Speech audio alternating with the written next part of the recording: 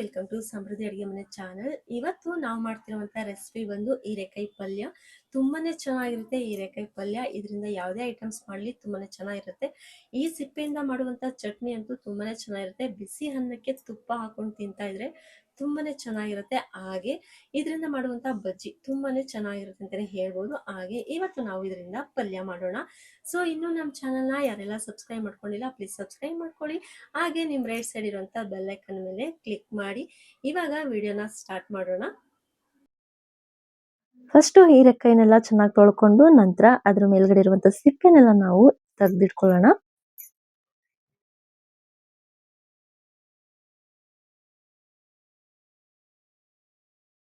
ಸಿಪ್ಪೆಲ್ಲ clean ಮಾಡ್ಕೊಂಡಿದ್ದಾಗಿದೆ. ಇವಾಗ cut ಮಾಡ್ಕೊಳ್ಳೋಣ. ನಮ್ಗೆ ಯಾವ ಸೈಜಿಗೆ ಬೇಕೋ ಆ ಸೈಜಿಗೆ ನೋಡ್ಕೊಂಡು ಕಟ್ ಮಾಡ್ಕೊಂಡ್ರೆ ಸಾಕು. ಪಲ್ಯ ಮಾಡ್ಕೊಳ್ಳೋದ್ರಿಂದ ನಾವು ಸಣ್ಣಗೆ ಕಟ್ ಮಾಡ್ಕೊಳ್ಳೋಣ. ಈ ತರ ಎಳೆ ಹೀರೆಕಾಯಿ ಇತ್ತು ಅಂದ್ರೆ ಇದರಿಂದ ಕೂಡ ಎಣ್ಗಾಯಿ ಕೂಡ ಮಾಡ್ಕೋಬಹುದು. ತುಂಬಾನೇ ಚೆನ್ನಾಗಿರುತ್ತೆ. ಚಪಾತಿ ಹಾಗೆ ರೊಟ್ಟಿಗಂತೂ ತುಂಬಾನೇ ಚೆನ್ನಾಗಿರುತ್ತೆ ಹೀರೆಕಾಯಿ ಎಣ್ಗಾಯಿ. ಸೊ ಅದನ್ನು ಕೂಡ ನೆಕ್ಸ್ಟ್ ವಿಡಿಯೋದಲ್ಲಿ ತಿಳಿಸ್ತೀನಿ ಹೇಗೆ ಅಂತ ಹೇಳಿ. ಸೊ ಇವಾಗ ಸಣ್ಣಗೆ ಕಟ್ ಮಾಡ್ಕೊಂಡಿದ್ದಾಗಿದೆ. ಇವಾಗ ನೀರಿಗೆ ಹಾಕೊಂಡು ಇಟ್ಕೊಳ್ಳೋಣ. ಇವಾಗ ನಾನಿಲ್ಲಿ 2ರಿಂದ 3 ಈರುಳ್ಳಿನ ಸಣ್ಣಗೆ ಹೆಚ್ಚಿಟ್ಕೊಂಡಿದ್ದೀನಿ. ಹಾಗೆ ಖಾರಕ್ಕೆ ಒಂದು 7-8 ಹಸಿಮೆಣಸಿನಕಾಯಿ ಕೂಡ ತಗೊಂಡು ಕಟ್ ಮಾಡ್ಕೊಂಡಿದ್ದೀನಿ. ಸೊ ಇವಾಗ ಒಗ್ಗರಣೆಗೆ ಹಾಕೊಳ್ಳೋಣ. ಪ್ಯಾನ್ ಕಾಯ್ದ ನಂತರ 3 ಸ್ಪೂನ್ ಆಗುವಷ್ಟು ಎಣ್ಣೆನ ಹಾಕೊಂಡು ಎಣ್ಣೆ ಕಾಯ್ದ ನಂತರ ಅರ್ಧ ಸ್ಪೂನ್ ಸಾಸಿವೆ, ಅರ್ಧ ಸ್ಪೂನ್ ಜೀರಿಗೆ ಹಾಗೆ ಕಡಲೆಬೇಳೆನ ಹಾಕೊಂಡು ಚೆನ್ನಾಗಿ ಫ್ರೈ ಮಾಡ್ಕೊಳ್ಳೋಣ. ಕಡಲೆಬೇಳೆ ಕಲರ್ ಸ್ವಲ್ಪ ಚೇಂಜ್ ಆಗಬೇಕು. ಅಲ್ಲಿವರೆಗೂ ಚೆನ್ನಾಗಿ ಫ್ರೈ ಮಾಡ್ಕೊಂಡ ನಂತರ ಕರಿಬೇವು ಸೊಪ್ಪನ್ನ ಹಾಕೊಳ್ಳೋಣ. ನಂತರ ಹಸಿಮೆಣಸಿನಕಾಯಿನ ಹಾಕೊಂಡು ಚೆನ್ನಾಗಿ ಬಾಡಿಸ್ಕೋಬೇಕು. ಖಾರ ಚೆನ್ನಾಗಿ ಬಿಡಬೇಕು ಅಂತ ಅಂದ್ರೆ ಎಣ್ಣೆಯಲ್ಲಿ ಫಸ್ಟ್ ಹಸಿಮೆಣಸಿನಕಾಯಿನ ನಾವು ಫ್ರೈ ಮಾಡ್ಕೋಬೇಕು. ಅವಾಗ ಖಾರ ಚೆನ್ನಾಗಿ ಬಿಡುತ್ತೆ ಕೂಡ. ಸ್ವಲ್ಪ ಫ್ರೈ ಆದ್ಮೇಲೆ ಈರುಳ್ಳಿನ ಕೂಡ ಹಾಕೊಂಡು ಚೆನ್ನಾಗಿ ಫ್ರೈ ಮಾಡ್ಕೊಳ್ಳೋಣ. ಫಸ್ಟ್ ಈರುಳ್ಳಿ ಸ್ವಲ್ಪ ಫ್ರೈ ಆದ್ಮೇಲೆ ರುಚಿಗೆ ತಕ್ಕಷ್ಟು ಉಪ್ಪನ್ನ ಸೇರಿಸ್ಕೊಂಡು ಚೆನ್ನಾಗಿ ಮಿಕ್ಸ್ ಮಾಡ್ಕೊಂಡ ನಂತರ ಅರ್ಧ ಸ್ಪೂನ್ ಅಷ್ಟು ಧನಿಯಾ ಪುಡಿನ ಹಾಕೊಂಡು ಚೆನ್ನಾಗಿ ಮಿಕ್ಸ್ ಮಾಡ್ಕೋಬೇಕು.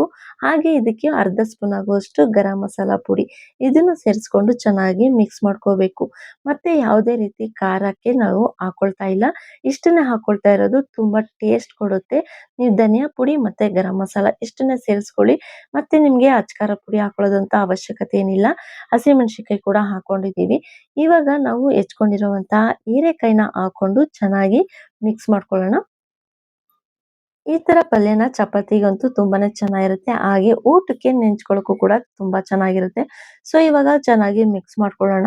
ಸ್ಟಾರ್ಟಿಂಗ್ ಅಲ್ಲಿ ಸ್ವಲ್ಪ ಉಪ್ಪನ್ನ ಕೂಡ ಹಾಕಿದೆ. ಇವಾಗ ಇನ್ನೂ ಸ್ವಲ್ಪ ಉಪ್ಪನ್ನ ಸೇರಿಸ್ಕೊಂಡು ಚೆನ್ನಾಗಿ ಮಿಕ್ಸ್ ಮಾಡ್ಕೊಳ್ಳೋಣ.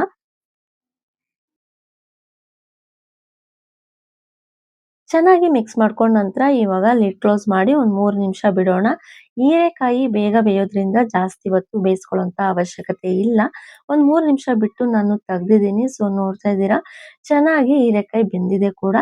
ಇವಾಗ ನಾವು ಇದಕ್ಕೆ ಅರ್ಧ ಕಪ್ ಆಗುವಷ್ಟು ತೆಂಗಿನಕಾಯಿ ತುರಿ ಹಾಕೊಂಡು ನಂತರ ಕೊತ್ತಂಬರಿ ಸೊಪ್ಪನ್ನ ಹಾಕೊಂಡ್ರೆ ಫೈನಲ್ ಆಗಿ ಹೀರೆಕಾಯಿ ಪಲ್ಯ ರೆಡಿ ಆಯ್ತು. ತುಂಬಾನೇ ಈಸಿಯಾಗೂ ಕೂಡ ಮಾಡ್ಕೋಬಹುದು. ಊಟದ ಜೊತೆ ನೆಂಚ್ಕೊಳ್ಳೋಕ್ಕೂ ಕೂಡ ತುಂಬಾನೇ ಚೆನ್ನಾಗಿರುತ್ತೆ ಅಂತಾನೆ ಹೇಳ್ಬೋದು. ಇವಾಗ ಚೆನ್ನಾಗಿ ಮಿಕ್ಸ್ ಮಾಡ್ಕೊಳ್ಳೋಣ.